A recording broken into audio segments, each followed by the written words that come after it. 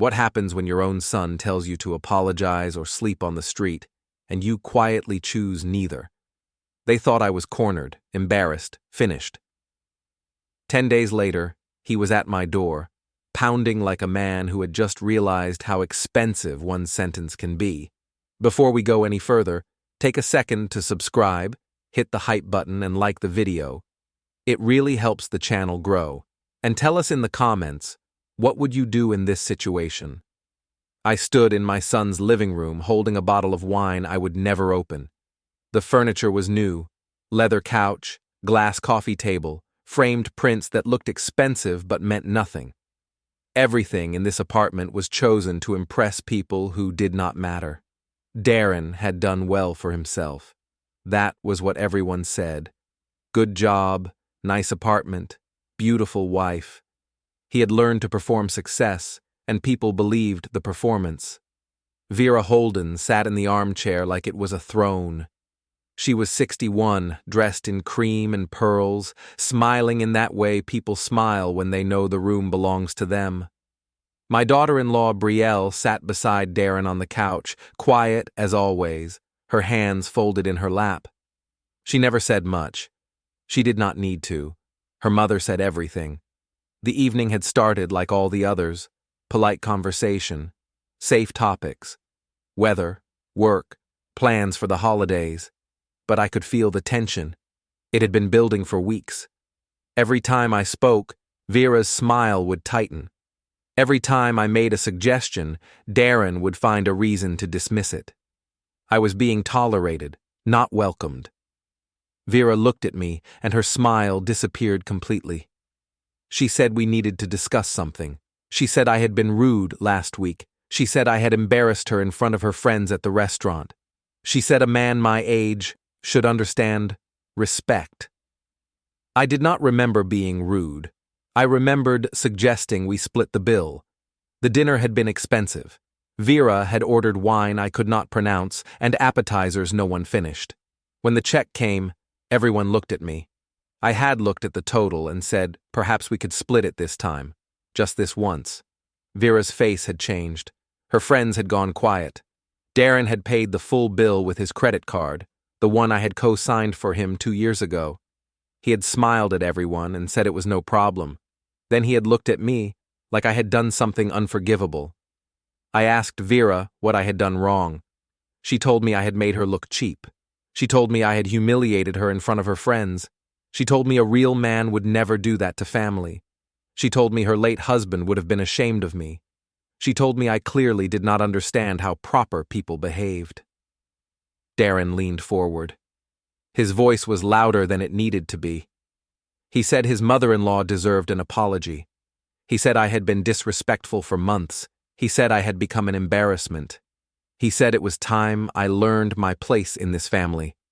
I looked at him.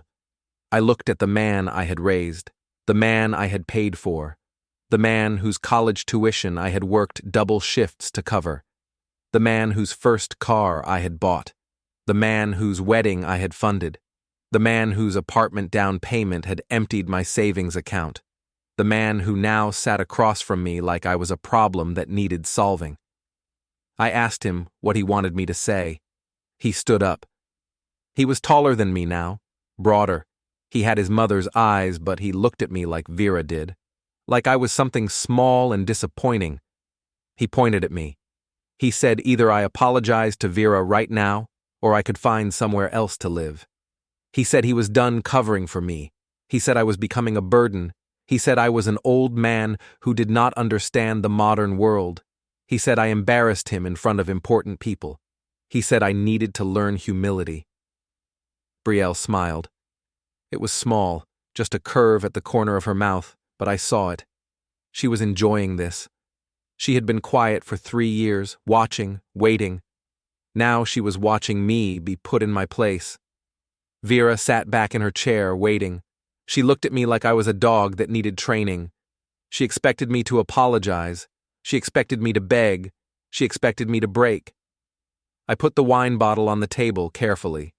I looked at Darren for a long time. I looked at the apartment I had helped pay for. I looked at the furniture I had helped buy. I looked at the life I had helped build. Then I said one sentence. I told him I understood. His face changed. He had expected an argument. He had expected me to plead or defend myself. But I did not. I simply picked up my jacket from the chair and walked to the door. Vera said something behind me. Something about how it was good I was finally learning. Darren said I had until the weekend to think about things. Brielle said nothing at all.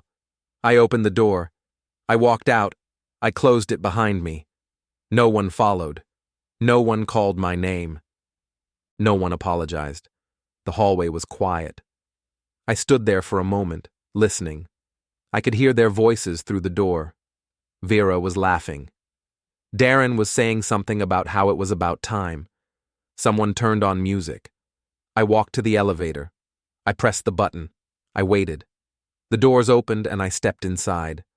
As the doors closed, I saw my reflection in the metal. I looked old, tired, used. I drove home in silence. The city lights blurred past my windows. I did not turn on the radio. I did not want to hear voices or music or anything that pretended the world was normal. My apartment was small. 1 bedroom, kitchen barely big enough for a table, living room with a couch that was older than Darren. The lease was in my name. The furniture was mine. The walls were bare because I had never cared about decoration. It was a place to sleep, nothing more. A place to exist between shifts at the workshop. I sat at the kitchen table and stared at the wall. The clock ticked. The refrigerator hummed. Outside, a car alarm went off and then stopped. The world continued like nothing had happened. But something had happened. My son had given me an ultimatum. Apologize or be homeless. Submit or be erased. I thought about how we had arrived here. Darren had always been loud. Even as a child, he needed to be heard. He needed attention, validation, approval. His mother had been the same. She had been beautiful and warm and exhausting. She had needed constant reassurance that she was loved, that she was special, that she mattered. I had loved her anyway. I had worked extra hours to buy her gifts. I had taken her to restaurants we could not afford.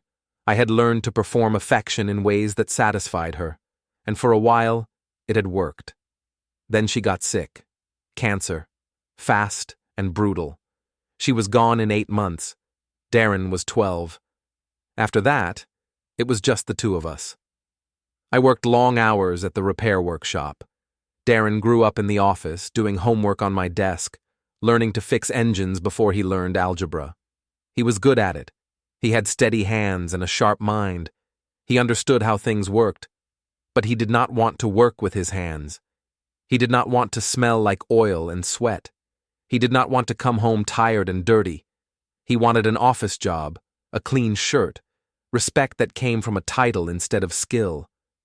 I understood. I had wanted the same things when I was young.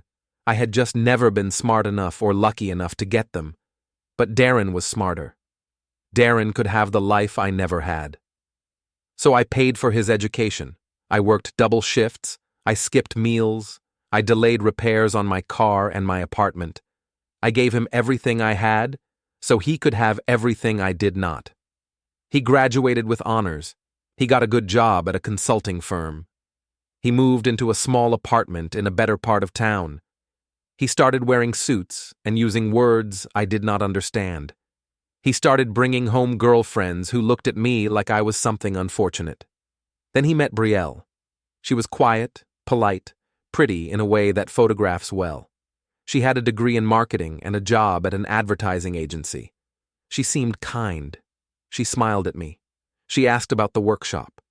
She seemed interested in my life. I liked her. I thought she was good for Darren. I thought she would balance his need for attention with her own quiet confidence. Then I met her mother. Vera Holden was a wealthy woman with firm opinions. She had raised Brielle on her own after her husband was lost in a car accident when Brielle was 10. She built her career in real estate and invested wisely.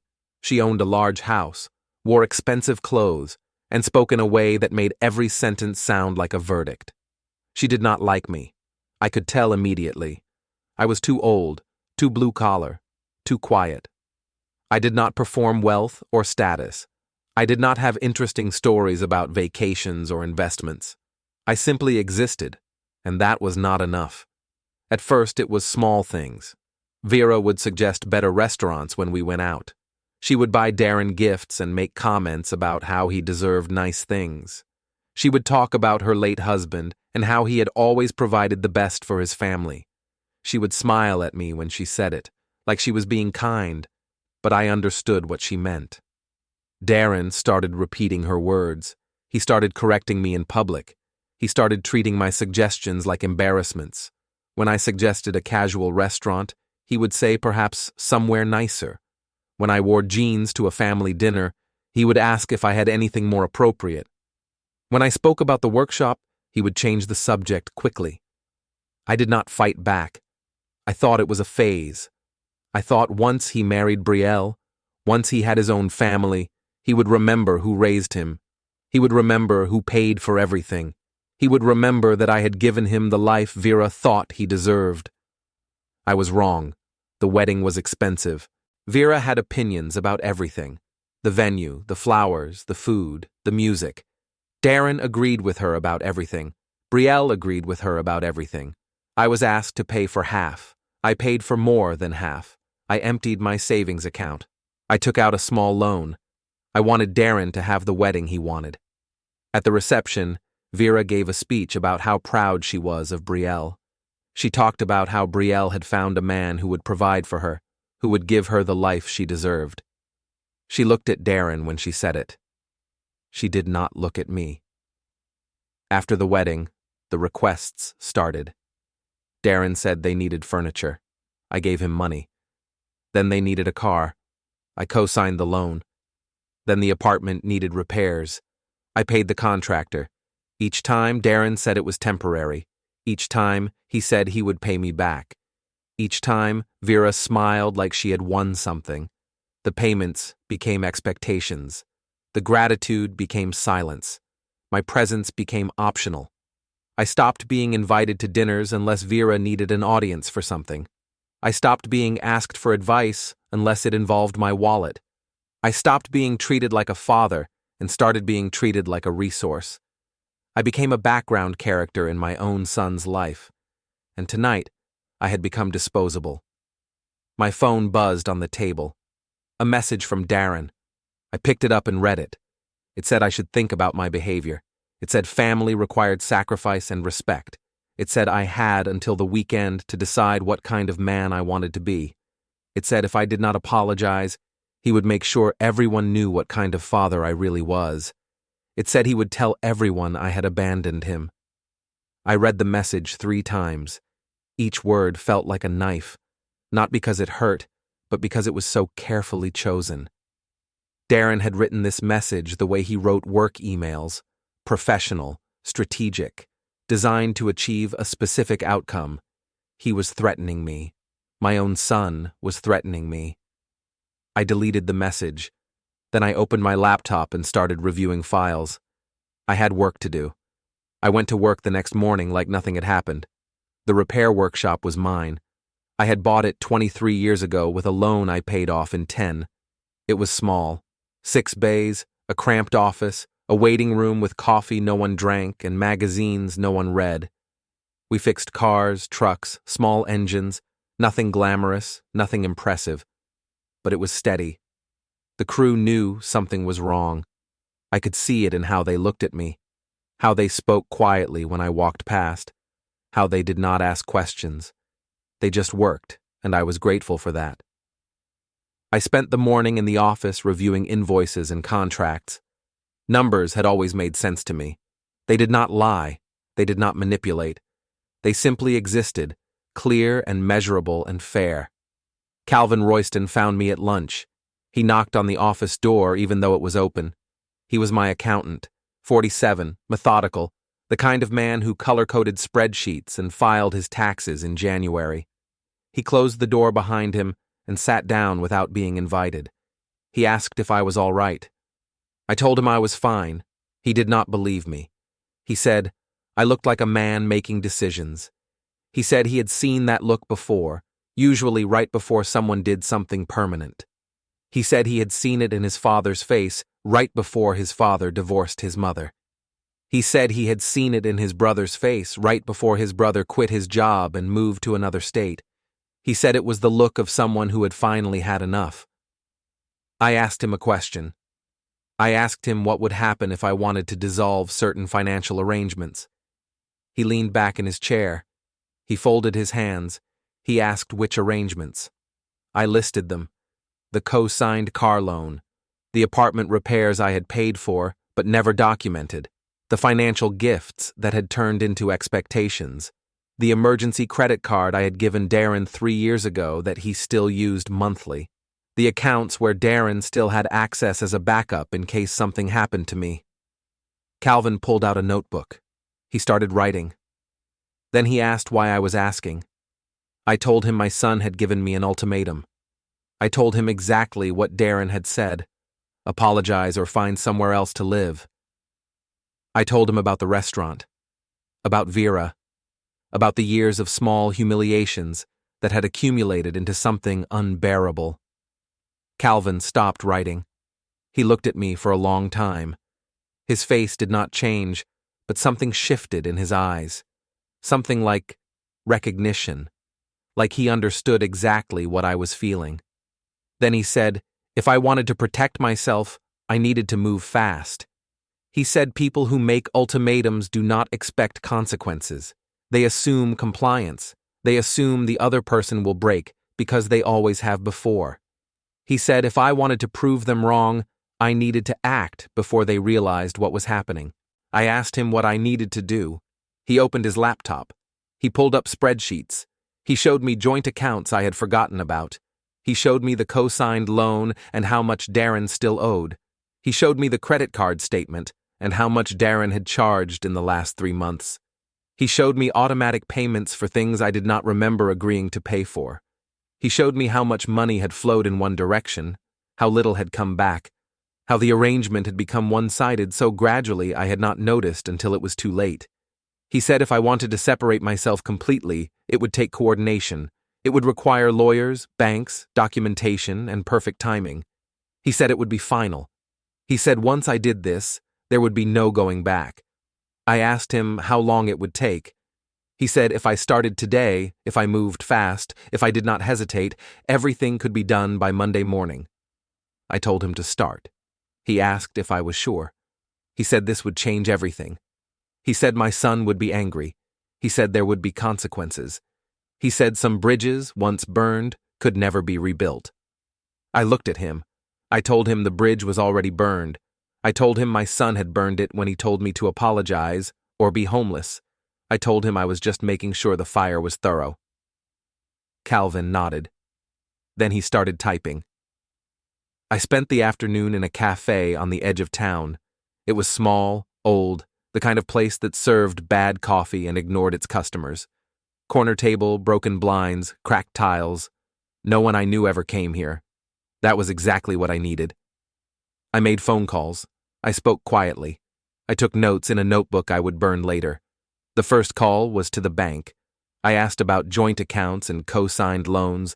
I asked about liability and legal separation. I asked what I could do without permission. I asked what required signatures. I asked what happened if someone could not make payments on a loan I had co-signed. The bank representative was patient. She walked me through everything. She explained that I could remove myself from joint accounts unilaterally. She explained that co-signed loans were more complicated, but there were options. She explained that if the primary borrower defaulted, I would be responsible. But if I restructured the terms before that happened, I could protect myself. She asked if I wanted to make changes. I told her I would come in tomorrow with documentation. The second call was to a lawyer named Elaine Porter. I had used her once before for a contract dispute with a supplier. She had been efficient, thorough, and expensive. She remembered me. I explained the situation in 5 sentences. My son gave me an ultimatum. I want to remove myself from all financial obligations. I want to do it legally. I want to do it fast. I want to make sure it cannot be reversed. She was quiet for a moment. Then she asked if I was being threatened. I told her I was being managed. I told her the difference did not matter. She said she could help. She said I should come to her office tomorrow morning. She said to bring every document I had: bank statements, loan papers, credit card agreements, receipts, emails, text messages, everything. She said if I wanted to do this right, I needed to be thorough. I told her I would be there at 9. The third call was to Darren. I did not expect him to answer. He did. He asked if I had thought about what he said. I told him I had. He asked if I was ready to apologize to Vera. I told him I was thinking about my options. He laughed. It was not a kind laugh. It was the laugh of someone who thinks they have already won. He said I did not have options. He said I was old, alone, and running out of time. He said Vera was right about me. He said I was a dinosaur who did not understand how the world worked anymore. He said I should be grateful they still included me at all. He said most men my age had no one. He said most men my age ended up alone in empty apartments, with no family showing up when it was all over. He said I should think about that. I asked him if he remembered who paid for his education. He went quiet. Then he said that was years ago. He said the world did not work on favors anymore.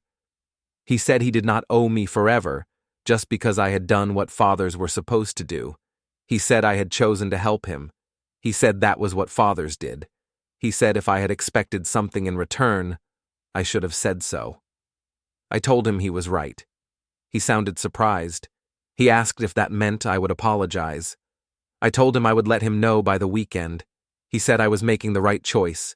He said Vera would be pleased. He said maybe after I apologized, after I showed proper respect, things could go back to normal. He said maybe he could even invite me to dinner again. He said maybe Vera would forgive me if I tried hard enough. I asked him what normal meant. He said it meant I stopped embarrassing him.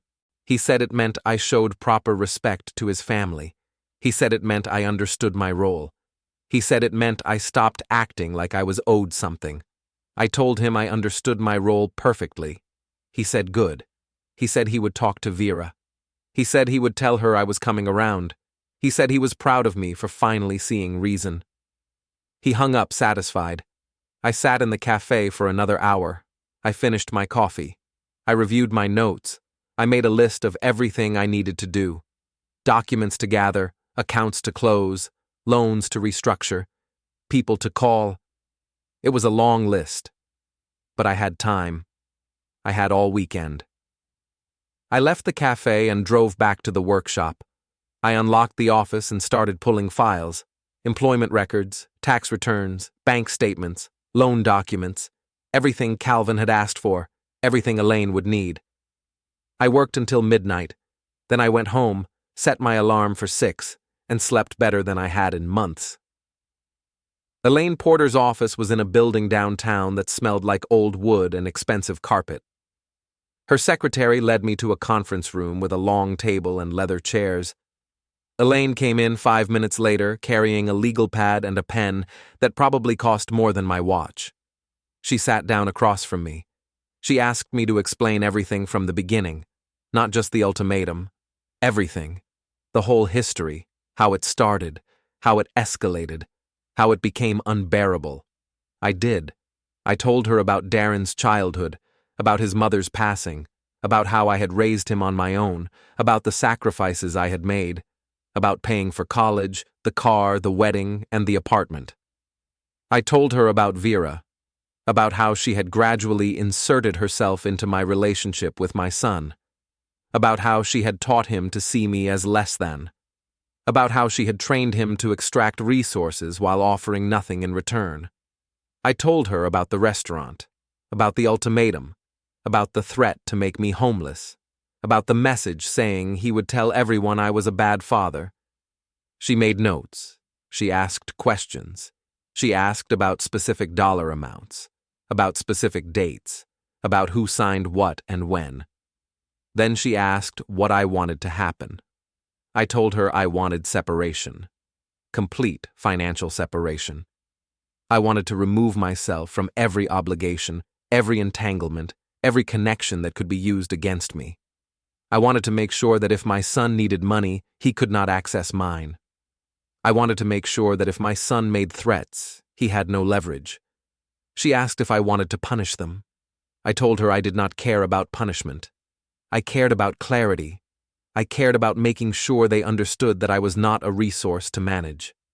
I cared about making sure my son learned that ultimatums have prices. She nodded. She understood. She asked about assets. I listed them: the workshop, the building the workshop was in, the apartment lease, the savings accounts, the retirement fund, the tools and equipment, the car that was mine, the life insurance policy where Darren was still listed as beneficiary. She asked if Darren knew about any of this. I told her Darren thought I was simple. He thought I fixed engines and paid bills and disappeared when convenient. He thought I was too old to understand contracts or leverage or consequences. He thought I would always be there, waiting, ready to apologize and submit and pay. She smiled. It was a cold smile. Professional. She said that was an advantage. She explained what I could do. She explained what was legal, what was immediate, and what required documentation. She explained how to separate my finances without warning. She explained how to exit the co-signed loan. She explained how to revoke access to accounts. She explained how to change beneficiaries. She explained how to make everything formal and binding before anyone could respond. She explained that if I did this, my son would wake up Monday morning and find that every financial connection to me had been severed. The loan would be restructured with terms he could not afford. The credit card would be canceled. The joint accounts would be empty. The automatic payments would stop. Everything he had assumed was stable would collapse at once. I asked if it was legal. She said every action was legal. She said I had the right to remove myself from voluntary obligations. She said I had the right to exit agreements I was entitled to exit. She said I was not stealing anything or destroying anything. I was simply stopping. I asked how long it would take. She said if I signed everything today, if the bank processed everything tomorrow, if nothing went wrong, it would be done by Monday morning. She slid a stack of papers across the table. Contracts, forms, authorizations, declarations. I read every word. Then I signed every single one. I did not hesitate. I did not look back. I signed my name over and over until my hand hurt. When I finished, Elaine gathered the papers. She said she would file everything today. She said the bank would process everything over the weekend. She said by Monday morning it would be done. She said my son would find out when the bank called to tell him his loan was in default. She shook my hand. She said I was doing the right thing. She said no one should be held hostage by their own family. She said she had seen too many people destroy themselves trying to maintain relationships that only flowed one direction. She said sometimes the kindest thing you could do for someone was let them fall. I thanked her. Then I left. I spent the weekend at the workshop. I did not answer my phone. I did not check messages. I organized tools, cleaned bays, reviewed contracts with suppliers. I worked until my hands hurt and my mind went quiet. Calvin stopped by Saturday afternoon. He brought coffee and a folder. He sat down across from me in the office and opened it. He said the financial separation was complete. He said Darren no longer had access to any accounts. He said the co-signed loan had been restructured under terms that removed my liability. He said the credit card had been canceled. He said every automatic payment had been stopped. He said everything was documented, filed, and irreversible. He said Darren would find out Monday morning when the bank called. I asked what would happen then. Calvin said Darren would panic. He said the car payment would bounce. He said the credit card would be declined. He said the apartment repairs that were scheduled for next week would be canceled because the contractor could not reach me for payment. He said everything Darren had assumed was stable would collapse at once. He said Darren would call me. He said Darren would demand explanations. He said Darren would threaten and plead and try to make me feel guilty. He asked what I would do then. I told him I would wait. I told him I would let Darren exhaust himself. I told him I would let Darren realize that threats only work on people who are afraid. Calvin asked if I was afraid. I told him I was not afraid. I told him I was tired. I told him there was a difference. He nodded. He said he understood. He said his father had done something similar once. He said his father had spent 20 years supporting his mother's family, paying for their mistakes, bailing them out of problems they created. And one day, his father had simply stopped. No warning, no explanation, just silence. He said his mother's family had been furious. They had called his father selfish and cruel and ungrateful. They had said he was abandoning people who needed him. He said his father had been happier than Calvin had ever seen him. Calvin finished his coffee. He stood up. He said if I needed anything, I should call. Then he left. I locked the workshop and went home. My apartment was quiet, clean, empty in a way that felt peaceful instead of lonely. I made dinner. I ate slowly. I washed the dishes. I sat on the couch and read a book I had been meaning to read for months. Sunday passed the same way, quiet, unremarkable, calm. Monday morning, I woke up at 6. I made coffee. I sat at the kitchen table and waited. The pounding started at 6:15. Fists on my door, fast and frantic and desperate, then shouting. Darren's voice, high and breaking, yelling my name. He was saying I needed to open the door. He was saying we needed to talk. He was saying I had made a terrible mistake. I sat at the kitchen table. I did not move. I let him shout. I let him pound. I let him wear himself out. I wanted him to understand what it felt like to be ignored, to be dismissed, to be treated like you did not matter. After 5 minutes, I stood up. I walked to the door. I opened it. Darren stood in the hallway, red-faced, sweating, shaking. His shirt was wrinkled. His hair was messy. He looked like he had not slept. Vera was behind him, pale and furious, her mouth pressed into a thin line. Brielle stood farther back, arms crossed, watching with wide eyes. Darren pushed past me into the apartment. He spun around and pointed at me. His hand was shaking. He said I had destroyed everything. He said the bank had called at 8 a.m. He said the loan was restructured and he could not afford the payments. He said the credit card was canceled mid-transaction at the grocery store. He said the contractor had emailed saying the apartment repairs were canceled because I had not returned calls. He said I had sabotaged him. He said I had ruined his life. I closed the door quietly. I walked to the kitchen. I poured myself water. I drank it slowly. Then I turned and looked at him. I asked if he wanted coffee. He screamed. He actually screamed. He said this was not a joke.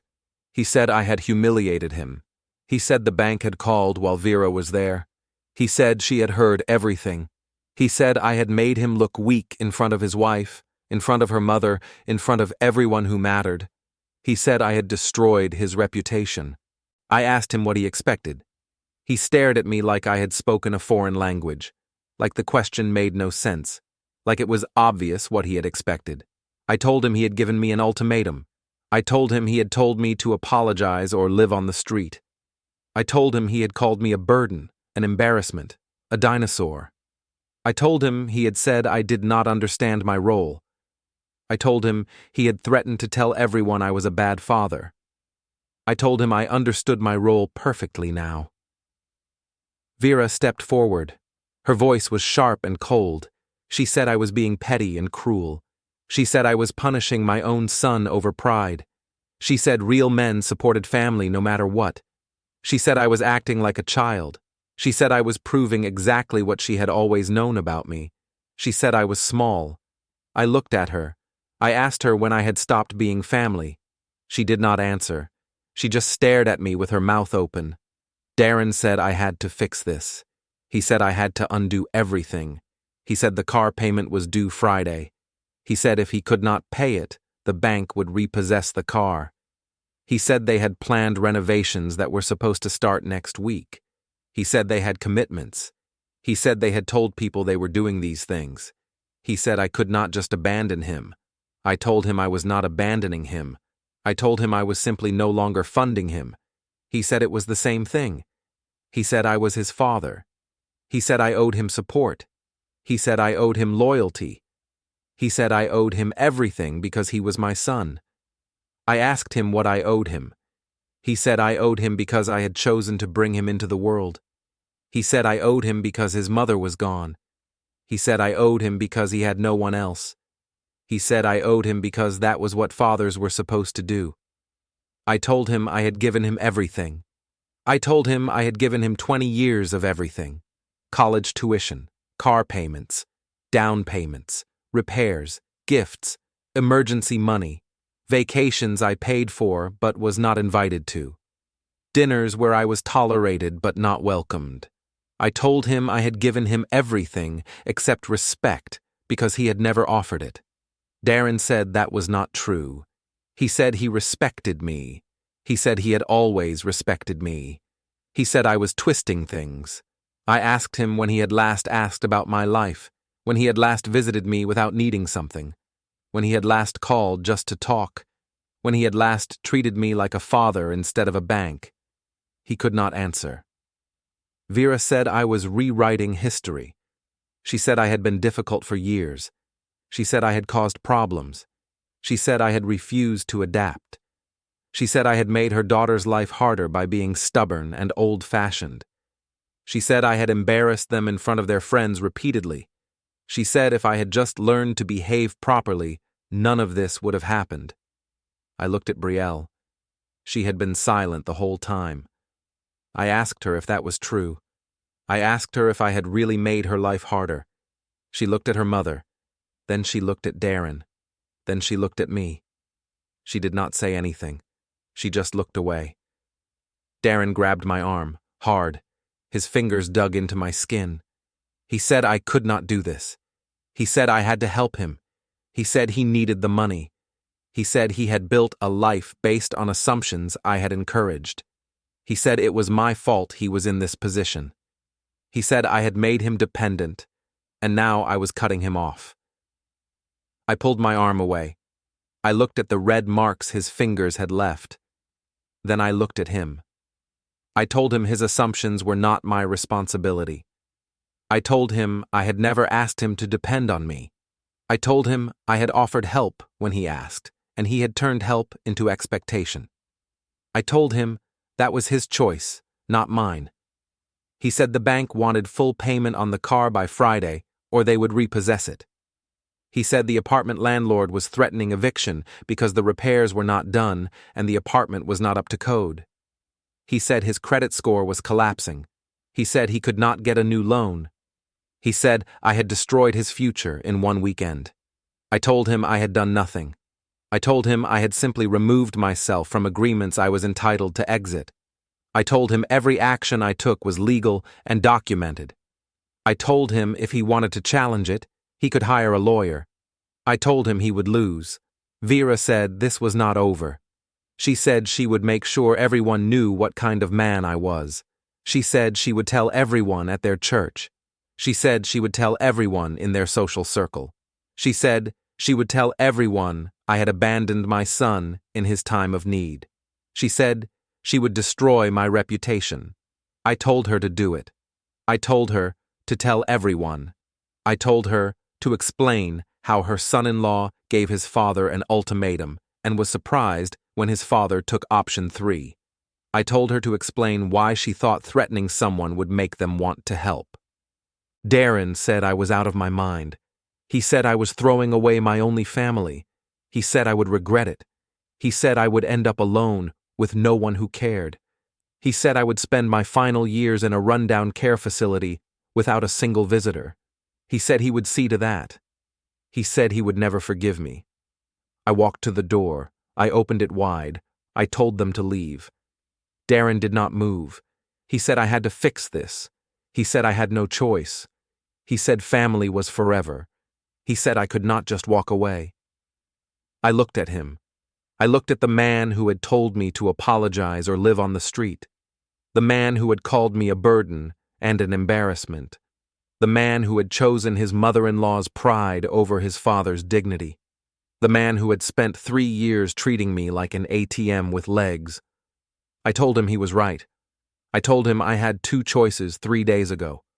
I could apologize and spend the rest of my life being treated like a servant. Or I could walk away and spend the rest of my life in peace. I told him I chose peace. Vera said I was a coward. She said I was running away. She said I was weak. She said real men did not abandon their responsibilities. I told her she was wrong. I told her walking away from people who do not value you is not weakness. It is clarity. I told her staying in a relationship where you are only valued for what you provide is not strength. It is surrender. I told her I was done surrendering. I told her I was done being small for people who would never see me as enough. Darren stood there shaking. His face was red. His fists were clenched. He looked like he wanted to hit me, but he did not. He just stood there, breathing hard, realizing that nothing he said would change anything. Vera grabbed his arm. She said we should go. She said I was clearly beyond reason. She said we would handle this another way. She said they did not need me anyway. But her voice shook when she said it. Darren turned toward the door. Then he stopped and looked back at me. He said I would regret this. He said when I was old and sick and needed help, he would remember this moment. He said he would remember how I abandoned him. He said he would do the same to me. I told him I was already old. I told him I did not need his help. I told him I had never needed his help. I told him the only thing I had ever needed from him was respect, and he had proven he would never give it. He walked out. Vera followed, stiff and silent. Brielle hesitated at the door. She looked at me one more time. Her eyes were wet. She opened her mouth like she wanted to say something. Then she closed it and left. I closed the door. I locked it. I turned off my phone. I walked to the kitchen and sat down. The apartment was silent. The kind of silence that feels like freedom. The kind of silence that comes after years of noise finally stop. I smiled.